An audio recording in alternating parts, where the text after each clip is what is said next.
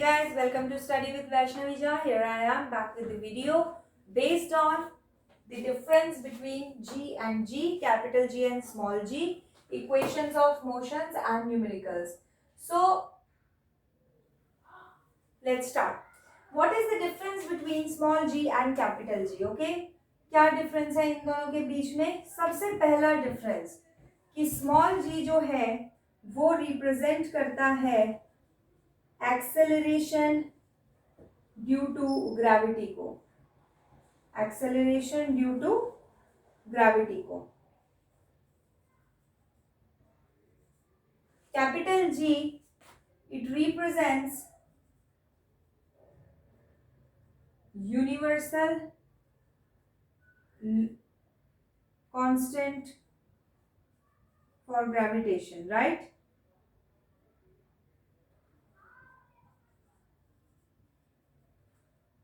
Gravitation का जो universal constant है उसको रिप्रेजेंट करता है ये capital G. Now next, its value is either you write it like this, its value is this, or you can write it capital G is equal to 6.67 into 10 to the power minus 11.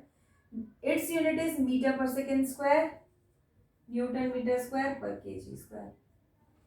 Third, SI unit is metre per second square, क्योंकि ये एक type का acceleration है इस वजह से, और ये कांस्टेंट है. इसकी यूनिट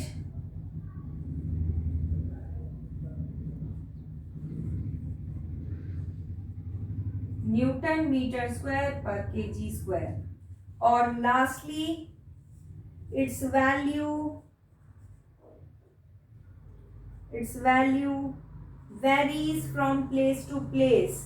जी की वैल्यू फिक्स नहीं होती है, ठीक है, प्लेस टू प्लेस वैरी करती है. क्या मतलब है इस बात का कि प्लेस टू प्लेस वैरी करती है?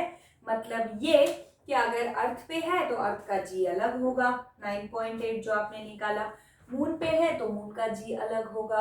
और अर्थ पे भी अगर इक्वेटर पे होते हैं तो उसका जी का वैल्यू अलग रहता है, और जो पोल पे होता है तो उसका वैल्यू अलग रहता है, बिकॉज अर्थ एकदम पूरी ऐसे गोल नहीं है ना, राइट? That is why.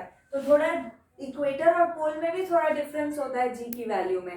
तो which says that value of G is not fix, right? वो जगह जगह पे चेंज होती है. हम हमारे न्यूमेरिकल्स के लिए 9.8 लेते हैं क्योंकि वो एक आइडियल वैल्यू है फॉर अर्थ, राइट? सिर्फ अर्थ के कॉन्टेक्स्ट में हम वो वैल्यू लेते हैं. कैपिटल जी की बात करेंगे क्योंकि ये यूनिवर्सली ही कांस्टेंट है, यूनिवर्स में कहीं भी जी की value will remain constant, right? तो capital G it remains constant, ये हमेशा क्या रहता है? Constant. So this is the difference between small G and capital G. Paper में ये आता है 2 मार्क्स का, राइट? एक नंबर में भी पूछा जाता है. अगर एक नंबर में आता है तो आप 2 पॉइंट्स लिखिएगा. अगर ये 2 नंबर में आता है तो आप इसमें चारों पॉइंट्स जो है वो लिख सकते हैं. अब कईयों के दिमाग में क्वेश्चन होता है कि 2 नंबर में 2 पॉइंट्स लिखें या 2 नंबर में 4 पॉइंट्स लिखें, राइट? तो ऐसे में क्या होता है, कुछ बच्चों का स्ट्रैटेजी ये रहता है कि भाई लिखने का मन ही नहीं है. अब लिखने का मन नहीं है तो 1 नंबर के लिए तो वो 1 पॉइंट भी लिख दे तो भी बहुत होता है. बट आपको ये कामचोरी नहीं करनी है, ठीक है? किसी भी बच्चे को ये कामचोरी नहीं करनी है. अगर आप करते हैं तो इसे थोड़ा छोड़ दीजिए, ये आदत अच्छी नहीं है, क्योंकि आप लिखेंगे तभी मार्क्स मिलेंगे. क्योंकि क्या रहता है, आंसर शीट में आपका फेस नहीं होता है कि वो बताए कि अच्छा आप इतने इनोसेंट हैं, आप इतने अच्छे हैं, आपको पढ़ना आता है, आप पढ़ना जानते हैं, कुछ नहीं. तो वहाँ पे जो होती है आपकी आंसर शीट होती है, और वही आपका इंट्रोडक्शन देती है कि आप कैसे हैं पढ़ने में. आपको चेकर नहीं जानता. तो ऐसे केस में आपको ये ध्यान में रखना चाहिए कि आप जब भी आंसर लिखें तो वो सफिशिएंट होना चाहिए, ना एक्स्ट्रा ना कम, राइट? तो अब जैसे ये पॉइंट आप देखिए, small G represents acceleration due to gravity. इस पॉइंट के लिए 1 नंबर देना थोड़ा सा असहज हो जाता है, it is a bit difficult. So आप क्या कीजिए, सेफर साइड के लिए आप 2 पॉइंट्स लिख दीजिए. जब छोटे छोटे पॉइंट्स हैं, यही कोई अच्छा खासा लंबा पॉइंट है, बड़ा पॉइंट है जो कि अच्छी खासी लेंथ का है, 2 लाइन में भी एटलीस्ट जा रहा है, तो आप उसको लिखिए, आपको 1 नंबर मिलेगा। तो it depends on the intensity of the point कि उसको आधा नंबर देना है या 1 नंबर देना है, तो आप उस हिसाब से लिखिए। इस पॉइंट पे 1 नंबर देने को दे देते हैं टीचर्स, ठीक है, क्योंकि वो भी समझते हैं कि बच्चा लिखा है अगर उसने तो उसको मार्क्स देने चाहिए। बट आप अपनी तरफ से कोई चांस मत लीजिए और आप 2 नंबर में पूरे 4 पॉइंट्स लिखिए, 1 नंबर में 2 पॉइंट्स लिखिए, ताकि अगर मन ना भी होना टीचर का तभी वो देखें कि 2 पॉइंट लिखे, मार्क्स तो देने ही है, तो वो दे दे। नेक्स्ट आता है equations of motion. Equations of motion आपने पढ़ा होगा चैप्टर 8 में, क्या था, v is equal to u plus a t, first equation. Second equation क्या होती है, s equal to u t plus half a t square, and third equation is 2as is equal to v square minus u square.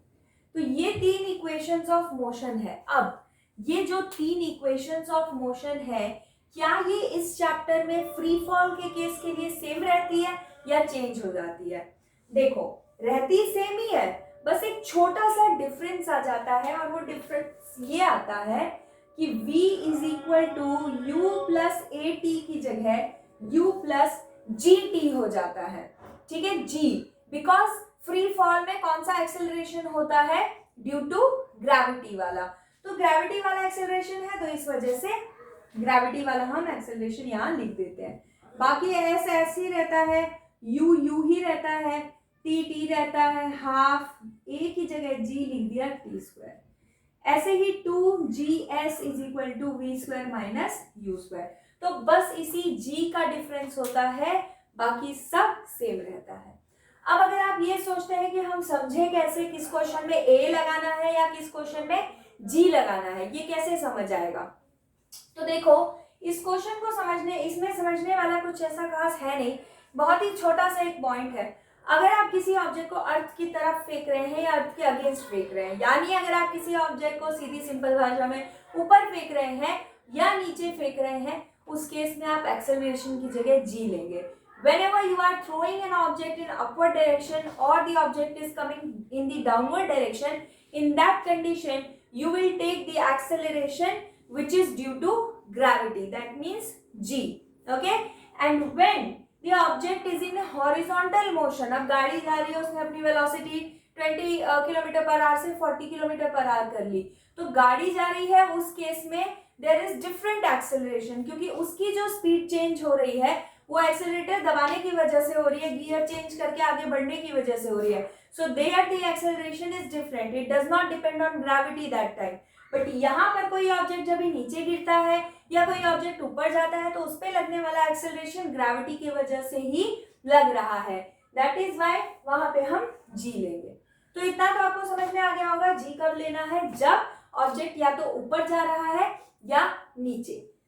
अब यहाँ पे एक बहुत important note point है जो आप लोग लिखेंगे, very important note point, value जो होती है जी की, राइट, जब भी आप किसी ऑब्जेक्ट को ऊपर की तरफ थ्रो करते हैं, whenever you throw an object in upward direction, it goes against the gravity।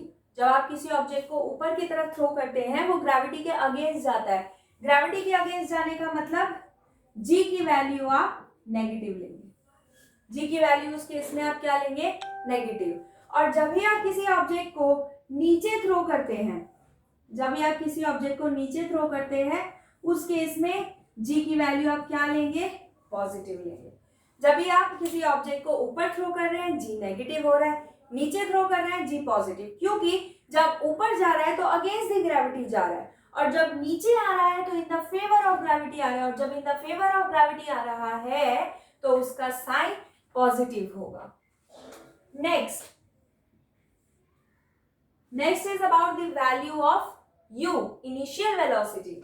जब भी कोई ऑब्जेक्ट ऊपर जा रहा है, जब भी कोई ऑब्जेक्ट, या आप इसी में इंक्लूड कर लीजिए, इसी पॉइंट में, इसी में इंक्लूड कर लीजिए, जब भी कोई ऑब्जेक्ट ऊपर जाए, राइट, जब भी कोई ऑब्जेक्ट ऊपर जाए, तो ऊपर जाने वक्त में उसका जो v होता है वो हम 0 कंसीडर करते हैं। v is considered 0 whenever an object is thrown in upward direction, जब भी किसी ऑब्जेक्ट को हम ऊपर की तरफ थ्रो करते हैं उसका v यानी फाइनल वेलोसिटी 0 होता है। ऐसा क्यों होता है? ऐसा इसीलिए क्योंकि इसको ऊपर थ्रो किया तो at certain point of height what happened, the marker the object came into rest. थोड़ा सा आप इमेजिन भी करो, ये ऑब्जेक्ट को ऊपर फेंका तो ये ऑब्जेक्ट नीचे कब आएगा? जब ये ऊपर जाते जाते इसकी स्पीड कम होती गई, अब ये 0 हो गई। अब 0 हो गई तभी तो ये नीचे गिरना स्टार्ट हुआ ना। अगर इसकी स्पीड कम हो ही ना, अगर इसकी स्पीड 0 हो ही ना, तो ऑब्जेक्ट कभी नीचे नहीं आएगा, ऊपर ही जाते चला जाएगा, right? So what happens whenever you throw an object in opposite direction, because against the gravity जा रहा है, उसके पुल की वजह से इसकी स्पीड, आपने फेंका था जोर से बट धीरे धीरे इसकी स्पीड क्या हो गई है? कम हो गई है। इस पॉइंट पे आके इसकी स्पीड 0, अब 0 हो गई इसकी स्पीड, अब ये ऑब्जेक्ट जो है नीचे आ जाएगा। तो ये v0 हुआ है यानी फाइनल वेलोसिटी 0 हुई है, और फाइनल वेलोसिटी 0 होने के बाद ही आपका ये अपवर्ड वाले केस में फाइनल वेलोसिटी ही आपको 0 लेना होता है। और जब भी कोई ऑब्जेक्ट नीचे आता है तो उस केस में हम u0 लेते हैं, the initial velocity is taken to be 0। जब भी कोई ऑब्जेक्ट जो है वो नीचे आता है तो इनिशियल वेलोसिटी 0 लेते हैं, क्योंकि ये ऑब्जेक्ट यहाँ से थ्रो कर रहे हैं तो इस पॉइंट पे नीचे आ रहा है, इस पॉइंट पे इसकी वेलोसिटी कितनी है? इस पॉइंट पे इसकी वेलोसिटी 0 है। तो ये कॉन्सेप्ट होता है, इसका आप लोग स्क्रीनशॉट ले लीजिए and then will continue with the numerical. Okay, so we are done with equation of motion, take screenshot of it.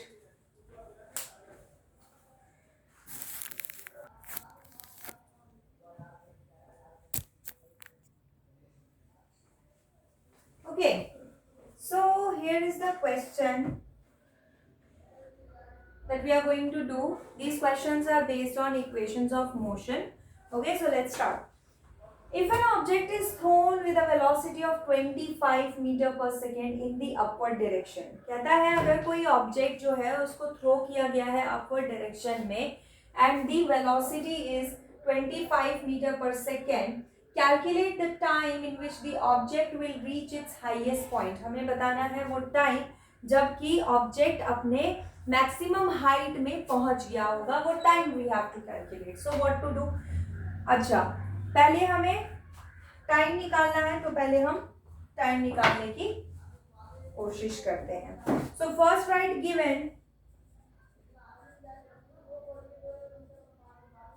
Given लिखते हैं, if an object is thrown with a velocity in the upward direction, see upward direction में फेंका गया है, तो जैसे ही लिखा upward direction हमें समझ जाना चाहिए दैट v इज 0। सो सबसे पहली चीज v0, वेलोसिटी हमें दे रखी है जिससे फेंका गया है, यानी इनिशियल वेलोसिटी हमें पता है 25 मीटर पर सेकेंड है, एंड हमसे पूछा गया है calculate the time. Okay, but अब जब भी कोई ऑब्जेक्ट को ऊपर थ्रो करते हो g की वैल्यू तो फिक्स रहती है, राइट? g की वैल्यू फिक्स रहेगी, और वो फिक्स वैल्यू भी नोट पॉइंट जो मैंने अभी बताया था क्या था, नेगेटिव होगी जब कोई ऑब्जेक्ट ऊपर थ्रो होगा। तो g की वैल्यू हम ले लेते हैं -9.8। Now we have to calculate the time. अब आप इक्वेशंस ऑफ मोशन चेक करेंगे, जिन्हें समझ नहीं आता कि कौन सा इक्वेशन ऑफ मोशन यूज करना है, उनके लिए मैं बताती हूँ कि आप ये देखो, तीनों इक्वेशंस ऑफ मोशन आप लिख के देखो, ठीक है? s इक्वल टू लिख के रख लो साइड में, gt square and 2gs is equal to v square minus q square. And now जो भी आपको गिवन है, देखो किसी भी इक्वेशन में अगर 4 क्वांटिटीज है, 4 में से 3 पता चल जाए तो चौथी निकल जाती है, 5 क्वांटिटीज है तो 5 में से 4 पता चल जाए तो लास्ट क्वांटिटी निकल जाती है, 3 है तो 2 पता चल जाए तीसरी निकल जाएगी। द पॉइंट इज कि अगर जितनी भी क्वांटिटीज उस इक्वेशन में है उनमें से एक कम करके बाकी क्वांटिटीज की वैल्यू अगर हमें पता है, then we will be able to calculate the value of the fourth one, right? Fourth one की भी वैल्यू हम कैलकुलेट कर लेंगे। So here we are doing the same thing, we will see v equal to 0, we check, u equal to this, you check, g is equal to this, you g check, and t we have to calculate. So in this equation 4 quantities are there, 3 are already given in the question, so we will be easily able to calculate the value of time. So let's do it. Okay.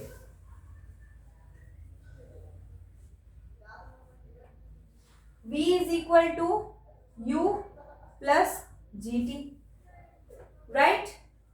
V0 U25 plus minus 9.8 into T, correct? Let's take it this side. Minus 25 is equal to minus 9.8 T. Now minus minus cancel. Time will be equal to 25 upon 9.8. So you can write it as 98 and decimal remove 0. Now cancel it. 249 is 98, 125. You have no option, you have to divide it. So let's divide it. 125 divided by 49. 49. Okay, so here it is 12. अभी 49 को किससे multiply करेंगे जो 12 के करीब आएगा?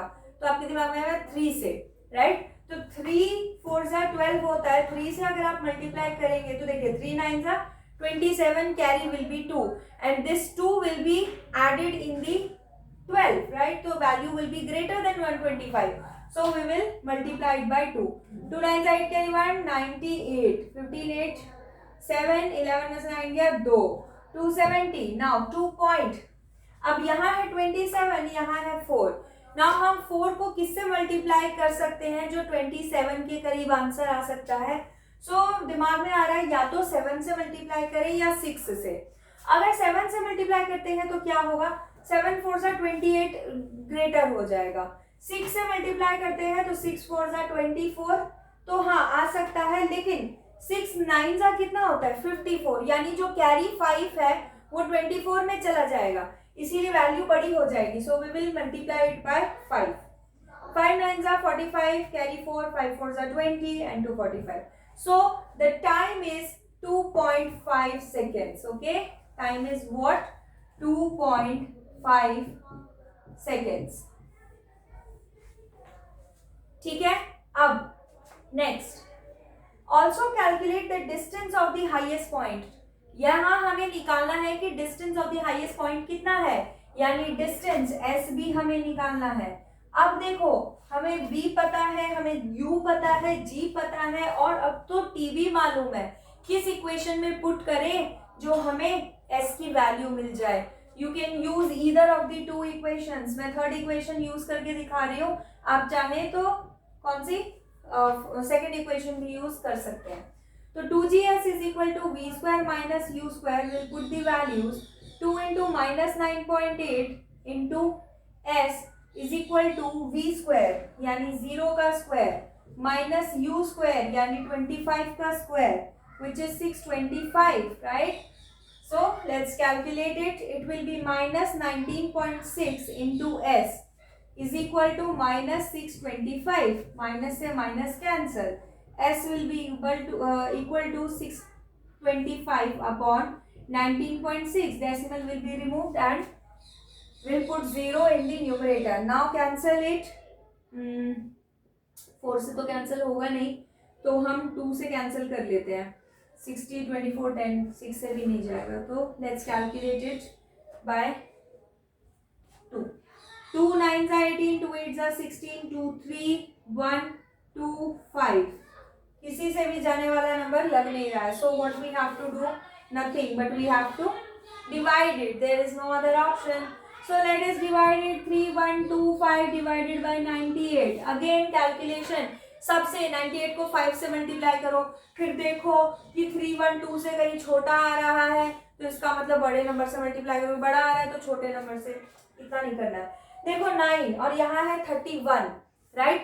तो 9 को किससे मल्टीप्लाई करें जो 31 के करीब का आंसर आएगा? तो आप कह सकते हैं 3 से या 4 से. 436 तो बड़ा हो जाएगा, यानी 3 आ रहा होगा दिमाग में.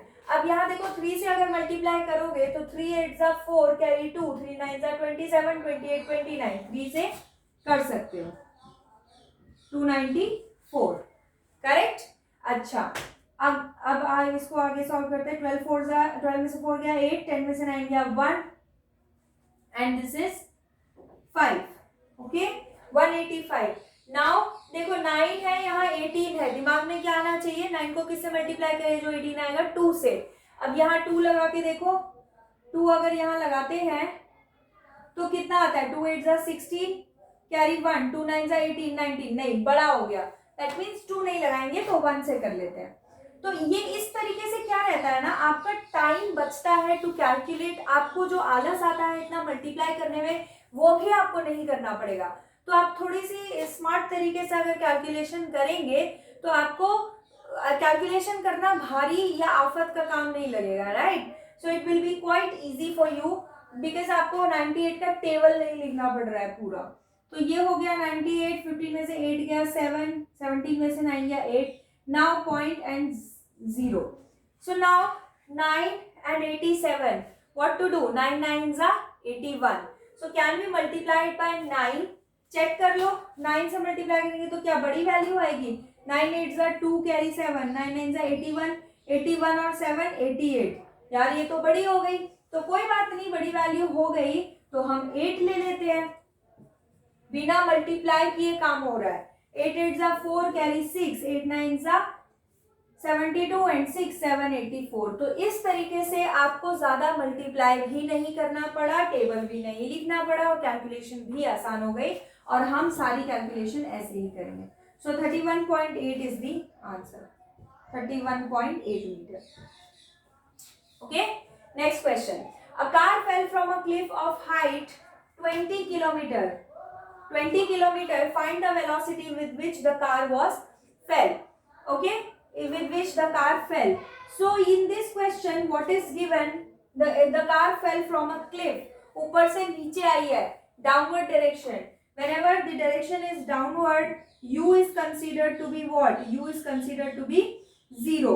Now the height is given 20 kilometer, you have to calculate the velocity with which it fall.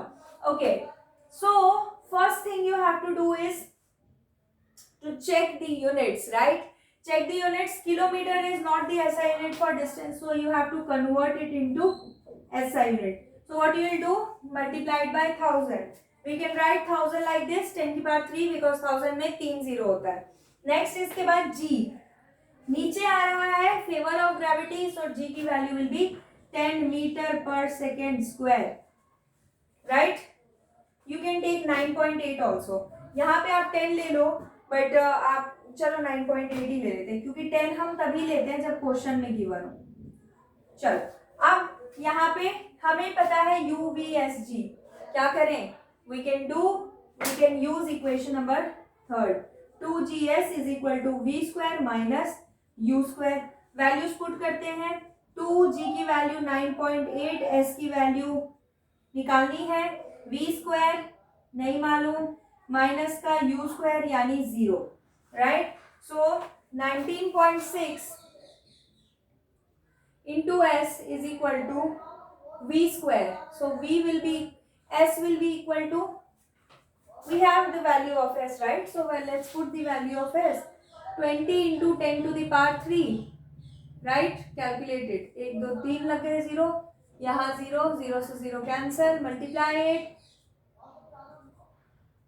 392 into 10 to the power 3, and this is equal to what, this is equal to v square. So what will be the value of v, under root 392 into 10 to the power 3, it will be equal to v. So once you will calculate the value of root, you will get the answer of v. Let me check the camera. हाँ, okay, so 392 into 10 to the power 3, क्या करें, बहुत बड़ी value आ गई। वैसे तो ये random values हैं तो निकाल लेते हैं रूट, फिर ऐसी बात है तो रूट भी आ जाएगा इसी बहाने आपको निकालना। 392, राइट, 10 की पावर 3 है। एक काम करते हैं, ये 3 0 में से 2 0 हम अलग कर सकते हैं, 10 बाहर आ जाएगा, अंदर बचेगा 3920, इसका रूट निकाल लेते हैं। रूट निकालने के लिए क्या करते हैं, पेयरिंग करते हैं 4, फिर उसके बाद देखते हैं कि किसको 2 बार मल्टीप्लाई करने से ये आ रहा है। सो लेट अस से 6 6 6 36, 320. नाउ 6 + 6 12. अब 12 को किस नंबर, यहाँ पे ऐसा क्या नंबर लगाए जिसको उसी से मल्टीप्लाई करने पे लगभग 320 के करीब आंसर जाएगा. सो लेट अस से 125. 5 तो बड़ा हो जाएगा. 123. 3 से देखते हैं. 3 3 = 9, 3 2 = 6. ये भी बड़ा हो गया तो 2 लगा देते हैं यहाँ पे, और यहाँ पे सेम ही नंबर लगता है. 2 2 = 4, 2 2 = 4 एंड 2 1 = 2. 10 4 6, 11 में से 4 गया 7, राइट. एंड अभी क्या करेंगे, पॉइंट लगा के 00 and this 00 will be here. Okay, now add these. 124. Now what number should we place here so that उसको सेम ही नंबर से मल्टीप्लाई करने पे इससे थोड़ा मतलब कंपैटिबल आंसर आए. तो क्या कर सकते हैं, 124 है तो एक काम करते हैं, इसको 5 से मल्टीप्लाई करके देख लेते हैं. 5 5 = 5 2, 5 4 = 20, 21 22, 5 10, 11 12 1 6, 6 2 2 5. आई थिंक 6 में तो 6 2 = 12, 7. 6 से भी मल्टीप्लाई कर सकते हैं हम. 6 से भी करके देख लेते हैं. 6 6 = 36, कैरी 3, 6 4 = 24, 25 26 27, कैरी 2 14, 7 4 7 6, राइट. तो हम 6 लगा देंगे. तो इसका मतलब the answer is 62.6 into 10, right. 62.6 into 10 which will be equal to 626 meter per second is equal to the velocity. Yes, this was quite lengthy question, but इसी से हमें स्क्वायर रूट निकालने का भी मिल गया. Do it. Take screenshot of it if you want to take. Okay, so now next question, which is last question of today's class. It is, a ball is thrown vertically upward and reaches a maximum height in 3 seconds. एक ball को ऊपर फेंका गया और वो 3 second में maximum height में पहुंच गया. ऊपर फेंका है तो v is equal to what, 0. Time कितना लगा, 3 second. And we have to calculate the velocity with which it was thrown, यानी कि इनिशियल वेलोसिटी. ऊपर फेंका है तो g शुड बी नेगेटिव, तो g ले लेंगे -10. क्वेश्चन में हमें गिवन है, हम 10 वैल्यू ले सकते हैं. आप लोगों ने, मैंने जो इतनी मेहनत की है रूट निकालने की, आप लोगों को पता है 10 लगाकर वैल्यू इजी हो जाती, बट फिर भी नहीं लगाई. इसका एक बहुत बड़ा रीजन है, और वो बहुत बड़ा रीजन ये है कि क्वेश्चन में जब तक मेंशन ना हो तब तक आप 9.8 लेके ही सॉल्व करेंगे, राइट. यही मैसेज देना रहता मुझे, इसीलिए मैंने इतना, अगर डिफिकल्ट भी हो गई कैलकुलेशन फिर भी 9.8 लिया, क्योंकि यहाँ पे क्वेश्चंस में गिवन ही नहीं है कि आप 10 ले सकते हैं. यहाँ पे गिवन है तो हम 10 ले रहे हैं. Now what we have to calculate, velocity. v is equal to u plus gt.